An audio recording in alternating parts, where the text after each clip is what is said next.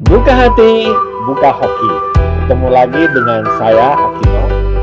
Kali ini kita akan membahas topik yang penting sebenarnya untuk kehidupan kita, yaitu tentang bagaimana kita mengolah energi, membangkitkan qi, dan membuat hidup kita menjadi sehat, bahagia, dan apa yang kita rencanakan bisa tercapai.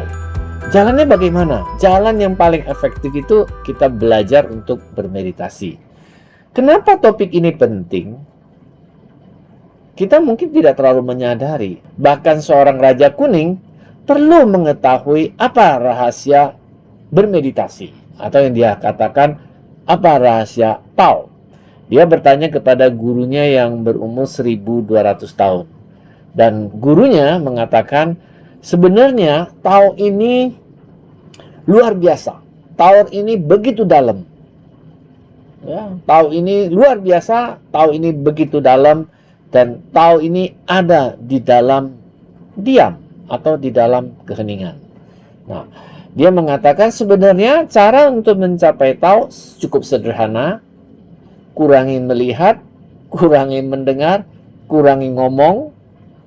Kemudian pengetahuan itu adalah racun bagi untuk mencapai Tao.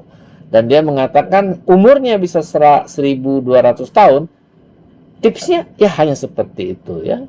Kurangi ngomong, kurangi melihat, kurangi mendengar, kemudian pengetahuan hanya boleh kita pakai untuk sesaat ketika tujuan kita tercapai, dan pengetahuan itu kalau kita tidak hati-hati itu menjadi racun bagi realisasi Tao.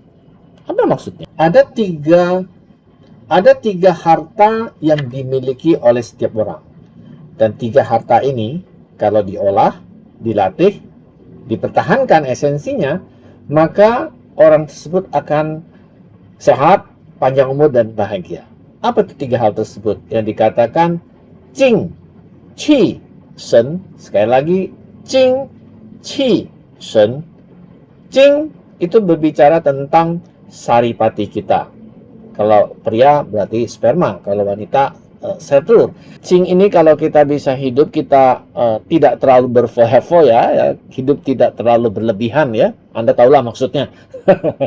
Maka Qing ini bisa berubah menjadi Qi. Nah, tapi ada satu hal. Qing ini bocor karena apa juga? Qing ini berhubungan dengan organ ginjal kita. Dan ginjal kita terhubung dengan telinga kita. Jadi tadi yang dikatakan, kalau kita mampu menjaga telinga kita, artinya kita tidak terlalu responsif secara negatif dengan apa yang kita dengar, maka ginjal kita pun menjadi kuat dan Qing kita pun jadi hebat juga. Nah, banyak orang kadang-kadang mungkin ya tidak menyadari, terutama yang bermeditasi gitu ya, bahwa telinga ini berhubungan dengan apa? Dengan ginjal. Maka seringkali telinga yang lebar, panjang dianggap bijaksana.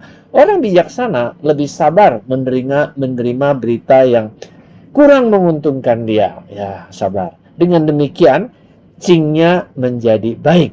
Nah, dengan ada Qing-nya baik, maka seketika orang ini bisa merasakan adanya qi di dalam tubuhnya. Seringkali ini disebut dengan sensasi. Nah, qi ini kalau dia bisa menjaga dengan baik, maka dia bisa jadi shen.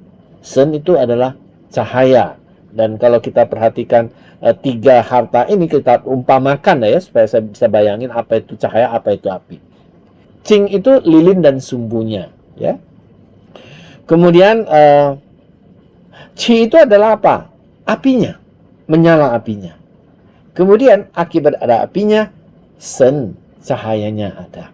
Makanya kenapa disebut meditasi ini seringkali disebut dengan pencerahan. Karena dengan meditasi, tubuh seseorang itu apinya hidup, kemudian cahayanya terang, sehingga dia bisa melihat fenomena yang tidak tampak ketika nyala apinya ataupun cahayanya tidak ada.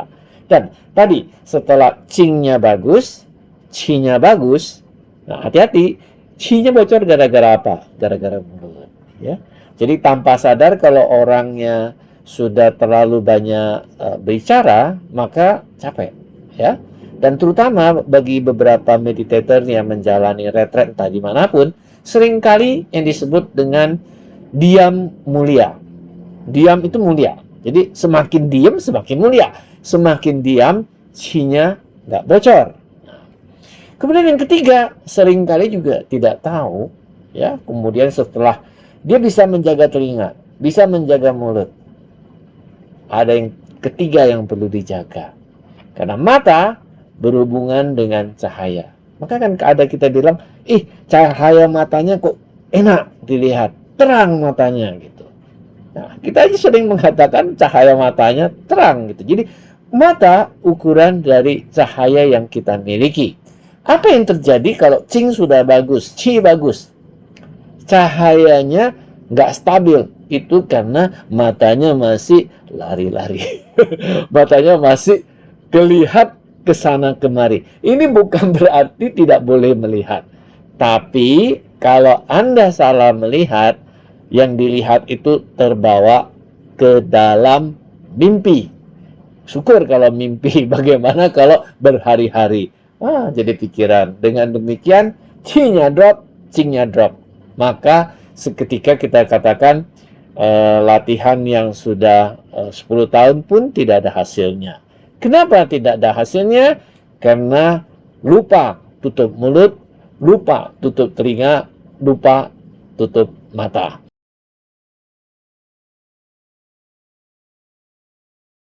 Yang tadi baru lewat itu bukan iklan, tapi itu adalah pengumuman tentang meditasi di Yayasan Wisdom Nation yang disebut dengan Clear Light of Bliss, level 1, Living with Qi. Jadi di level 1, itu Anda berkenalan dengan Qi.